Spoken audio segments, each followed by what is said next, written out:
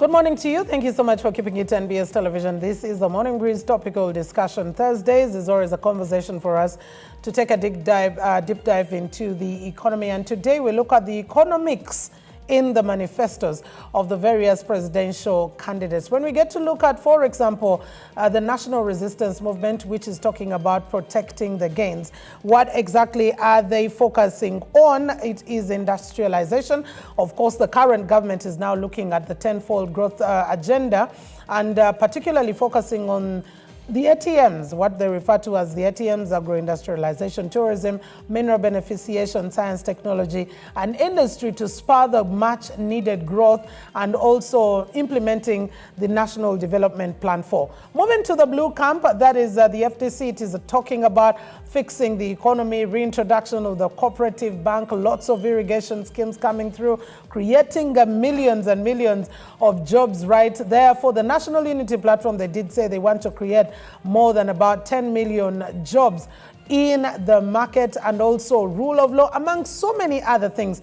But economically, are these realistic ideas or are they idealistic? And how can they be, even in as much as they seem idealistic, how can they be translated into the realities on ground? That will be a focus for discussion. And with me here on my right, I do have Mr. Jonah Kandwanao, who is an entrepreneur, and I think you are looking keenly into what these presidential candidates are saying. Good morning to you and say hello to our viewers. Thank you so much, Mildred, for having me here. Hello to viewers. I'm glad to be here, and I must say that I'm interested, yes, because it really concerns us as business people, and it speaks to us a lot. So we actually have to dig deep and see what the different manifestos say and how we can actually align to benefit of the same. All right, thank you very much. I do have on my left Dr. Fred Muhumuza, senior economist, and he's been in the business of looking at so many of these manifestos, or probably contributing to some if he is asked to give his view. And I want to say hello and good morning to you, and say hello to our viewers as well. Good morning, and viewers out there, voters, this is the word now. Good morning to you. Okay, the voters at every particular stage. They are voters as of now. Everybody is looking at them as voters. They are no longer citizens. They are no longer people. He's not a businessman. He's a voter. He's a voter. You know. That's the language, but sometimes that's why it ends. Yesterday, we were asking people, do people vote because of manifestos? Do they ever even read them? Yeah. Then somebody put a good thing and said, yes, there are those who vote because of the manifesto. And I say there are even those who don't vote because of the manifesto. Exactly. So who is bigger?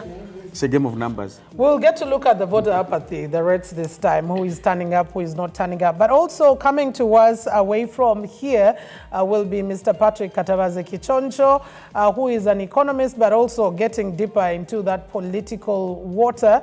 And yes, he's also looking at his people as voters now, not just people he will be paying attention to. Mr. Katavaze, say hello to our viewers and good morning to you as well. Good morning, Mildred, and good morning to Fred and Mr. Kandwanao. And good morning to our viewers. Greetings from the hills of Misty Kigezi. And good morning to you all. Looking forward to this very important discussion. Definitely, and we'll kick it off immediately. Different taglines that have been introduced: fixing the economy, a new Uganda, and then we're looking at protecting the gains. Broadly speaking, for you as a businessman, and I'll start with you, Mr. Kandwanao, what do you see into these manifestos, broadly, before we can zero down to specifics? I think broadly speaking, these manifestos, I mean, these are promises, because much of it, because I've read in almost all of them, I must say that they are promises. You see, there are some of the manifestos that have not been hinged on the key strategic instruments of the country. Okay. Talk of the National Development Plan 4. Because at the end of the day, the promise that you're making has to have a grassroots, something that will tailor it down to the lowest level of implementation. If I put something in my manifesto and it's not probably in a strategic instrument of the country, like the NDP4, that means the ministries, departments, agencies, and local governments do not have structures that will support that manifesto to be implemented down there. So it will keep, like the doctor said, it will keep up there. So some of them are abstract, they're not grounded? Some of them are not speaking to the key instruments of the country. And at the end of the day, look, these instruments have actually been integrated in the integrated financial management system of the Ministry of Finance. So that means actually those things that are going to attract the budget. So that means that if you have something in the manifesto that is not aligned to the national priorities of the country, implementing it will be very hard. Unless you're going to push for its implementation as a directive because of the Article 99 and 98 of the Constitution, using executive power of the president. Aside that, because you cannot implement everything through that approach, you have to look at the national instruments and make sure that your manifesto speaks to those instruments. And at the end of the day, then it can actually have the grassroots and how it can actually get down there. Okay. So I must say that as a business person, just like Dr. said, it will make sense for me if I know that something I'm going to lean my strategic plan on, something I'm going to lean my business decision on, is going to actually be felt down there. Because at the end of the day, it is those people that are going to consume of my services, that are going to consume of my products. So they have to have the capacity to consume. So I would want to associate with the manifesto that is aligned to the national strategic instrument, because at the end of the day, I'll know that yes, the economy is going to grow by this much, the people's income is going to grow by this much, employment is going to be created by this much, because then people will afford the products that I'm putting across. All right, thank you so much. And that's a very key one, affordability. What is it that I can be able to get out to purchase your products and services? Otherwise, you will produce them and you will have to think about exporting. Thank you.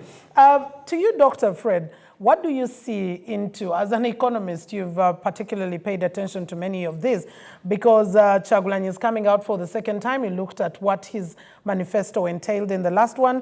Yoweri Museveni, it is a continuation of where he's been. Nandala Mafabi, not very different from the FDC conversation that came as Patrick Oboya Muriat came through. Holistically, what's your overview of these manifestos so far? Starting with Nandala Mafabi, it's not Nandala Mafabi, it's FDC. So you don't FDC. You really don't expect the change Yes. because they continue as a party. He will be speaking what the other party said. I almost put on blue today. But and then you remember I said people will confuse me with FDC, but I have an event with Stanbic. So these are problem with the business and the politics. Yes. They are so blended together, and you cannot separate them, just like their colors are out there. When you read through the manifestos, you find the right word here and there. I'll fight corruption.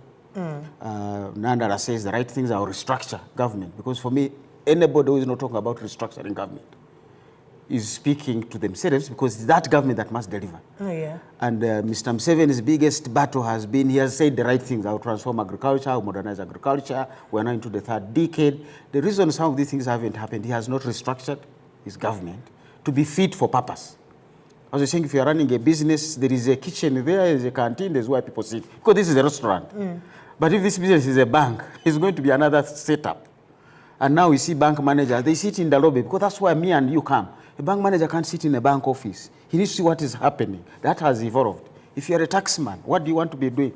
So the government is not fit for purpose, much as the purpose is reflected in those documents. And I want to get back to a statement by President Eisenhower, who said, there is no war that has ever been won because there was a plan. But also there is no war that has ever started without a plan. So it's okay for them to start with this plan they call a manifesto, the National Development Plan is there, but your win is going to be a strategy on how do you respond to emerging conditions that are going to evolve along the way. So do you have a team that can easily be agile? Football is football. They will tell you 4-4-3, but eventually you find the guy who scores the winning goal is a defender.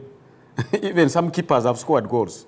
So what is the strategy in there is what I'm waiting for, and I'm trying to see it. Of course, I don't expect it in the manifestos, but I'm trying to look at the teams around the candidates. Mr. Museveni's plan for February 6th went wrong. He was supposed to go and attack Kabamba, then his vehicle got a problem, then they had no... He has told this story. The man's vehicle had no spare tire. I expected 1980. Who could have 5 tires on a car, including a spare? This guy just had the 4. One got a problem. He had to walk miles back to Masaka. But now he evolved a new plan. There is a friend in Masaka who might have a car. One, is he there? Is his car there? Does it function? But you can see how now he shelves his plan.